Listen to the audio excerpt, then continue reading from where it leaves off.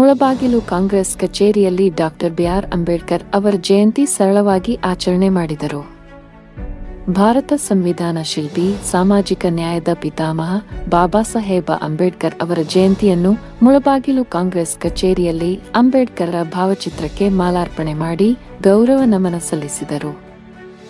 ನಮ್ಮ ಕಾಂಗ್ರೆಸ್ ಪಕ್ಷದ ಅಭ್ಯರ್ಥಿ ಆದಿನಾರಾಯಣ ಅವರು ಮುಂದೆ ವಿಶೇಷವಾಗಿ ಒಂದು ದಿನಾಂಕವನ್ನು ನಿಗದಿಪಡಿಸಿ ಅಂಬೇಡ್ಕರ್ ಅವರ ಜಯಂತಿಯನ್ನು ಕಾಂಗ್ರೆಸ್ ಕಚೇರಿ ಮುಂಭಾಗದಲ್ಲಿ ವಿಜೃಂಭಣೆಯಿಂದ ಆಚರಣೆ ಮಾಡುವುದಾಗಿ ಹೇಳಿದ್ದಾರೆ ಎಂದು ತಾಯಲೂರು ಮುರಳಿ ತಿಳಿಸಿದರು.